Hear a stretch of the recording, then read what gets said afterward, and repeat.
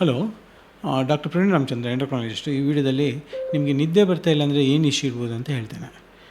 ಒಂದು, ನಿದ್ದೆ ನಿಮಗೆ ಫುಲ್ಲು ಅಷ್ಟು ಕ್ವಾಂಟಿಟಿ ಚೆನ್ನಾಗಿ ಬರ್ತಾ ಇಲ್ಲ, ಡ್ಯೂರೇಷನ್ ಸರಿ ಇಲ್ಲ ಅಂದರೆ ನೀವು ಮಧ್ಯಾಹ್ನ ಹೊತ್ತು ನಿದ್ದೆ ಮಾಡ್ತಾಯಿದ್ರೆ ಅದು ನೈಟ್ ಹೊತ್ತಲ್ಲಿ ನಿದ್ದೆ ಕಮ್ಮಿ ಆಗಿಬಿಡುತ್ತೆ.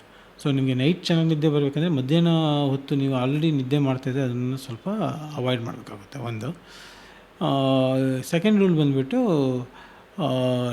ಸಾಯಂಕಾಲ 6 ಗಂಟೆ ಆದಮೇಲೆ ಟೀ ಕಾಫಿ ಕುಡಿಯೋಕ್ಕೆ ಹೋಗಬಾರ್ದು. ಆಮೇಲೆ ರಾತ್ರಿ 9 ಗಂಟೆ ಆದಮೇಲೆ ಸ್ಕ್ರೀನ್ ನೋಡೋಂಗಿಲ್ಲ, ಅಂದರೆ ಮೊಬೈಲು ನೋಡೋಂಗಿಲ್ಲ, ಟಿ ವಿನೂ ನೋಡೋಂಗಿಲ್ಲ ರಾತ್ರಿ 9 ಗಂಟೆ ಆದಮೇಲೆ.